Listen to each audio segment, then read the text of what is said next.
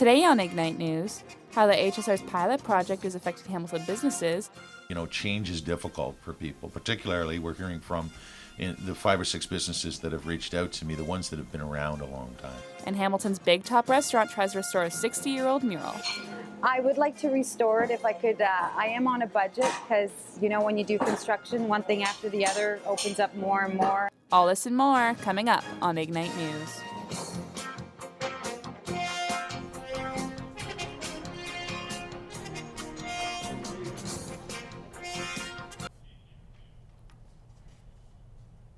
Good morning and welcome to your Ignite News Tuesday, November 12th. I'm Teresa Friesen. And I'm Mickey Slinger. Here's what's making news. Authorities have updated the death toll in the Philippines following the super typhoon that hit the island nation last week. The number of confirmed deaths is now more than 1,700, with over 2,500 people injured. So far, there's no reports of Canadian deaths or injuries. Tacloban, a city of about 220,000 people, bore the full impact of the typhoon. The United Nations has released $25 million in humanitarian aid. Canada, the UK, the US, and many other nations are also contributing millions of relief in efforts. Hamilton housing starts in October are up after a 3-month decline. There were more than 2,400 housing starts in that month. The rise is said to be because of a preference for less expensive housing than available closer to Toronto. Revitalized neighborhoods in trendy downtown regions are also a pull for new buyers. Hamilton firefighters helped police recover a body at Smoky Hollow Park in Flamborough Monday night. Halton police told the Spectator that an emotionally disturbed person died in tragic circumstances. The recovery effort involved the body of a man who is about 30 years old, according to Wilkinson, who also stated that the death isn't considered suspicious. Hamilton Fire deployed its high-angle rope rescue team after receiving the Halton police request around 8 p.m., according to the Fire Service's Public Information Officer, Claudio Mastoki. Quebec rower Méline Paquette is arriving in Laurent, France after a solo journey across the Atlantic Ocean. Paquette is the first North American woman to row solo across the North Atlantic. She left Halifax just over 4 months ago in a specifically designed boat propelled only by Paquette and the currents. Paquette crossed the finish line in the northwest of France just after 5 a.m. Eastern Time. In September, the Quebec rower was capsized and lost some key items, including her anchor, iPhone, and satellite phone, after she was hit by a remnant of Hurricane Humberto. Luckily, the Queen Mary II was sailing by and heard her distress call and helped her to recover. A Hamilton biker was shot and killed Saturday on an East End sidewalk. 49-year-old James Lou Malone was targeted by 2 gentlemen on a silver truck, according to an eyewitness. Organized crime experts say that the incident looks more like a gang-style hit than a last-call bar fight. Veteran Toronto Star reporter Peter Edwards now raises questions about Malone's standing with his former associates in Hells Angels. Edwards has conducted thorough research on Hells Angels and has a small file on Malone. It is unclear if Malone left the gang in good standing. The Big Top restaurant made a surprising discovery while doing some routine renovations. Ignite News reporter Anna Brittens tells us more. Big Top Restaurant has been located in Hamilton's East End since 1952. Helen Patel has owned the restaurant for about 5 years. My mother worked here for, going on 50 years. She still works here. So we were very good friends with the owners. And when they were ready to retire, they offered it to me. And I didn't hesitate. After the discovery of a 60-year-old mural, what was supposed to be a 2-day cleanup project has now turned into a full-blown restoration. Well, customers were always telling me that they believed that there was a mural behind that wall and that it wasn't painted over. I would like to restore it if I could. I am on a budget because, when you do construction, one thing after the other opens up more and more. And more is right. Under layers of paint and plaster, owners began to uncover this 60-year-old mural. Before we saw this mural, it was going to be a newer feel all the way. And then we realized that underneath the drop ceiling was a beautiful tin tile. So we want to restore that. Then we see that there's hardwood floors under the carpet, layers of carpet. So we would also maybe like to restore that. So now we're going to a different direction. The original owner, Gerald Kavanaugh, also owned a business with his brother called Kavanaugh's Architecture, Artist, and Design. Mary Musica worked as an artist for the Kavanaugh brothers, which is most likely how she came to paint the mural. Reporting for Ignite News, I'm Anna Rittens. That's all we have for news. Let's take a look at what's happening in sports, weather, and entertainment. It looks like it's shaping up to be a cloudy week with a chance of flurries coming around in the evening. I've got your full forecast coming up in weather. Thor 2 topped the box office over the weekend, and Kanye West is in more hot water. Those stories and more coming up on entertainment. Coming up in sports, the Winter Olympics are just around the corner, and it looks like Hockey Canada is going to be competing for another gold medal, but it looks like one of their top players is going to be out with an injury. I'll let you know who. Also, the Monday Night Football game was on last night between the Buccaneers and the Dolphins. I'll let you know who got the better of the other in that one. And the Toronto Raptors were also in action. That and more coming up. Let's head over to Dimitri Pertikaris for your sports update.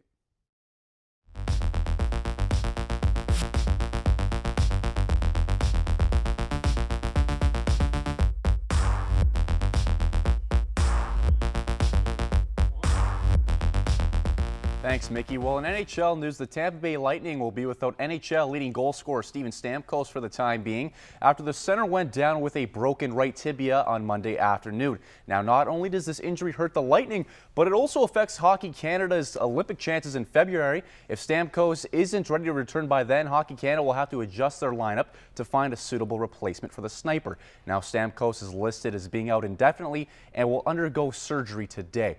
Over to football. In Monday Night Football action, the Tampa Bay Buccaneers picked up the first win of the season in a 22-19 victory over the Dolphins. The Bucs defense held off a late Miami drive, capping off the win with a Dorrell interception. Rookie quarterback Mike Glennon threw a 1-yard touchdown pass, and running back Bobby Rainey capped off an 80-yard drive with a 1-yard rushing TD to help complete the upset. And over to basketball, the Toronto Raptors dropped a heartbreaker to the Houston Rockets last night, losing in double overtime after an 18-14 run by Rudy Gay. Kyle Lowry tied the game in the fourth, and both Gay and Rockets guard James Harden were unable to close it out in regulation. The Rockets pulled away in the second overtime to take the win. Rockets guard Jeremy Lin finished with 31 points coming off the bench, and Gay had 29 points and 10 rebounds for the Raptors. And that's all for me with your sports. Let's throw it over to Chris Luckett for your entertainment news.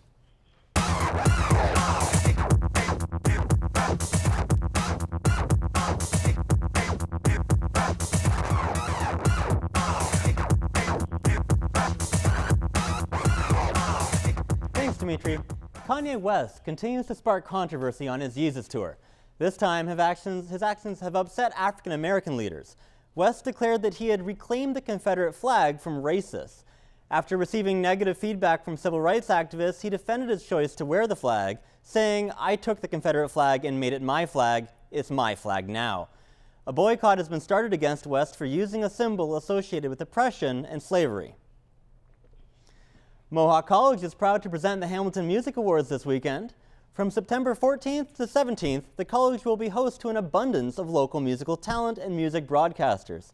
The event kicks off with the HMA Industry Conference on Thursday here at the McIntyre Theatre. Alan Cross has been nominated to be the keynote speaker. The remainder of the weekend features more than 60 musical acts in 2 nights. Mohawk College encourages students to come out and support local artists. 5 Oscar winners teamed up for the bachelor party comedy Las Vegas. I was there opening night. Here's my review. When the trailers for Las Vegas first came out, many people had the same thought. Oh look, they remade The Hangover for seniors. Thankfully, it's not the same at all. Michael Douglas, Robert De Niro, Kevin Kline, and Morgan Freeman play 4 guys in their late 60s who've been best friends for 58 years. When Michael Douglas' character gets engaged, his 3 friends decide to toss off the shackles of old age and throw him a kick-ass bachelor party in Vegas. A lot of the comedy in the first third of the movie comes from the ages of the 4 characters. Some of the jokes work, but some also just fall flat. When they flop, the movie gets by purely on the charm of the 4 leads. I'm at your disposal for anything else that you might need. Is that your job? You're just here for us? I can't believe who I was supposed to be hosting this weekend. Who? 50. Be 50? 50. 50 people in there? No, 50 Cent. Curtis Jackson. Oh, for the Jackson 5. Sure. Okay. Unfortunately, since Las Vegas starts off by aiming itself at those over retirement age, some of the early jokes are just stale. The movie seems to assume that elderly people won't have seen The Hangover or Superbad or Austin Powers, so it recycles from them and just figures they'll be funny since people won't have heard the jokes before. Now, if Las Vegas had remained that way the whole time, it would only warrant 3, maybe 3.5 stars. But after the first half hour or so, the movie really starts clicking. Like a camera that can't quite seem to find its focus, the first act works in sporadic spurts. But once they're together in Vegas, the movie snaps into focus, and the comedy is so sharp and hilarious, it nearly negates its early flaws. Morgan Freeman has more fun in this than he has in years, and Kevin Kline steals every scene he's in, proving himself just as funny as he was back in A Fish Called Wanda. Douglas and De Niro are also at the top of their games, and when their plots tangle in the final act and their emotional history is ultimately revealed, the two of them grip the screen. Too much time is wasted in the beginning on jokes about Lipitor and not knowing who 50 Cent or LMFAO are, but once the movie gets going, it's pretty irresistible. The four leads are so entertaining together, you want to keep watching them after the movie's done. Hopefully, this won't be the last Las Vegas. Las Vegas gets 4 stars out of 5. For Ignite Entertainment, I'm Chris Luckett. Superheroes continue to defeat their foes at the box office. Disney's Thor: The Dark World triumphed in theaters, bringing in $86 million in North America in its first weekend. The Marvel sequel surpassed the original Thor's opening of $65 million. Executive VP of Distribution at Disney, Dave Hollis, is thrilled about the movie's success, but predicts the victory will be short-lived. Come November 22nd, The Hunger Games: Catching Fire is expected to steal the #1 spot.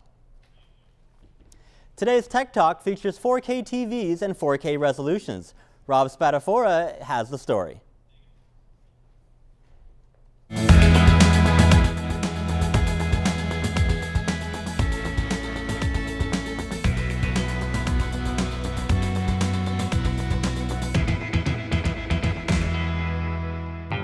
"4K is the new resolution that is blowing any other resolution out of the water. These TVs are extremely high definition and are impressing everyone worldwide. If you are planning on buying these TVs, there are a few things that you should know. The 4K TVs are very large. Minimum sizes of 55 inches all the way up to 85 inches. The price for these TVs are definitely not cheap. A 55-inch 4K TV can be $5,000, while an 85-inch TV can be as high as $40,000. These prices are so high because of the extreme quality and the many other specs on the TV. Fully equipped from Wi-Fi capability to being able to plug your phone into it to having built-in 65-watt speakers, these new generation TVs can almost do anything. We asked students at Mohawk College to see what they thought of the 4K TVs and if it was worth getting one. To be perfectly honest, if you have the money, I think it would be worth it because then, because you have the money. And if you have the money, just be like, oh, I got the money and I'm willing to spend it, then go buy it. Go nuts. Personally, I think that they're a little expensive and that they're not really worth it. The TV I have at home is fine, so why would I spend all of that money?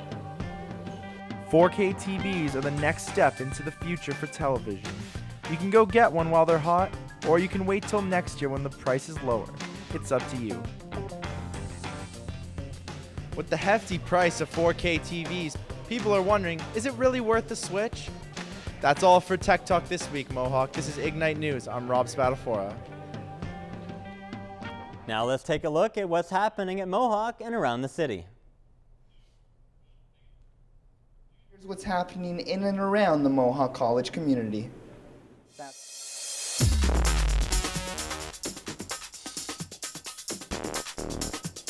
Graham Chittenden will be visiting the Arnie tomorrow as part of this week's Comedy Hour. Chittenden has been featured on Just for Laughs and The Rick Mercer Report. The event runs from noon to 1 and is completely free for Mohawk students.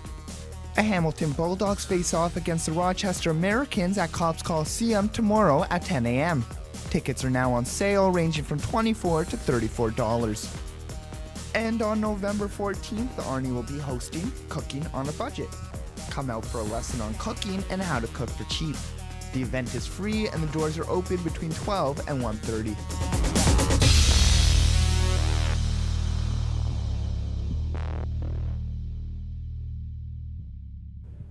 That's all for your community calendar. Let's throw it back to the desk. Cool. That's a wrap for entertainment. Let's check in with Adam Steinberg for your weather.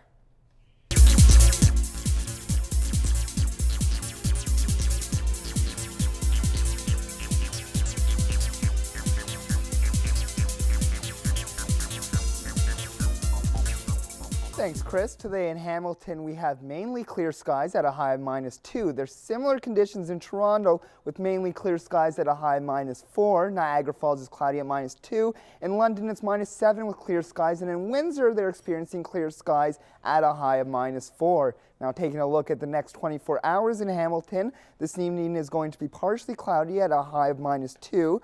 Overnight, the skies will become more cloudy with a chance of flurries at a high of -6. Tomorrow, we'll wake up to some cloudy skies at 3 degrees. Looking ahead at the next 5 days, tomorrow will be cloudy at a high of 3 and a low of 0. Thursday will be sunny at a high of 6 and a low of 1.